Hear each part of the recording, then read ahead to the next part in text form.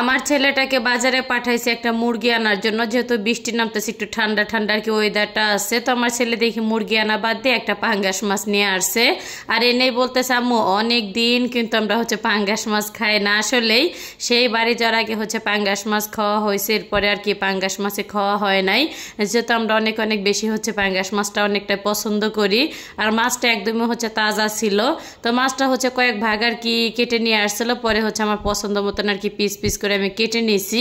আর মাছের ভিতরে কিন্তু অনেক বড় একটা ডিম হয়েছে। ডিমগুলি দেখে তো আমার বাচ্চারা অনেক অনেক বেশি খুশি। আর আমার ছেলেটা বলতেছে, যখনই মাছ কাটছে আম্মু ডিমটা দেখে কিন্তু অনেক বেশি ভালো লাগছে। তো ডিমটাও আর কি রান্না করব মাছের সাথে।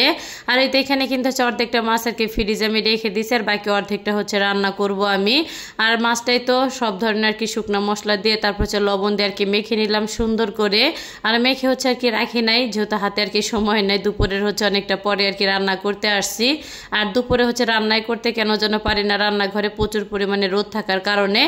যাই হোক, আর এই তো তেলটা কিন্তু গরম আর কি আমি বসিয়ে দিয়েছিলাম। তো অনেকটা পরিমাণে গরম করে তারপর মাছগুলি আমি দিয়ে দিলাম। আর ফুল আর কি মাছ ভাজার ভিডিওটা দেখালাম না, তাহলে দেখা যেতেছে ভিডিওটা অনেকটা আর কি লং হয়ে যাবে। যাই হোক, তো ডিমটা এক কোষ আর কি রান্না করব মাছের সাথে। এইখানে কিন্তু সব ধরনের আর কি শুকনো মশলা দিয়ে তারপর লবণ দিয়ে একটু মেখে আর কি নিছিলাম।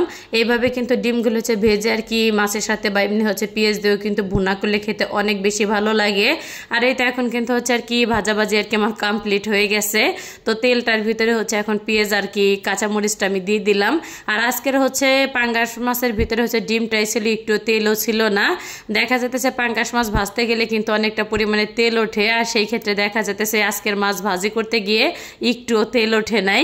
যাই হোক, আর দেখি কিন্তু আমি পেস্টটা একটু সুন্দর করে আর কি ভেজে নিছি। ভাজা হয়ে গেলে এখানে 1 চামচ পরিমাণে আদা রসুন বাটা দিয়ে দিলাম, আর বেশ পরিমাণে কিন্তু পেঁয়াজ বাটা দিয়ে দিছি। পেঁয়াজ কুচি আর পেঁয়াজ বাটা দুইটা দিয়ে আর কি রান্না করব আমি, যেহেতু মাছের পরিমাণটা অনেক, এর জন্য পেঁয়াজের পরিমাণটা কিন্তু অনেকটাই দিছি। আর এই যে পেঁয়াজ আর আদা রসুনটা সুন্দরভাবে ভাজা হয়ে গেলে তো একটুখানি পানি দিয়ে তো শুকনো মশলাগুলি আর কি আমি দিয়ে দেবো। এখানে কিন্তু 4 চামচের আর কি বড় 4 চামচের 1 চামচ পরিমাণে শুকনো মরিচের গুঁড়া দিলাম, আর জিরা ধনিয়া দিয়েছি, আর একটুখানি হলুদের গুঁড়াটা দিয়ে দিলাম 1/2 চামচের মতন। আর ঝালটা একটু বেশি দেবো, ঝাল না হলে তো একদমই খাইতে ভালো লাগে না কেন যেন, যেহেতু তরতাজা আর কি মাছটা ছিল, খেতে কিন্তু অনেক বেশি আর কি মজা লাগছে। আর যে একটুখানি পানি দিয়ে ঢাকনা দিয়ে ঢেকে দিয়েছিলাম আমি। তো একটুখানি আর কি মশলার পানিটা ফুটে উঠলে তারপর ভেজে রাখা আর কি মাছগুলি আমি দিয়ে দেবো। আর আজকে কিন্তু লেজটা অনেকটাই আর কি বড় রাখছি। লেজটা খেতে কিন্তু অনেক আর কি আমার পছন্দ, আবার আমার হাজব্যান্ডও কিন্তু অনেকটা পছন্দ করে।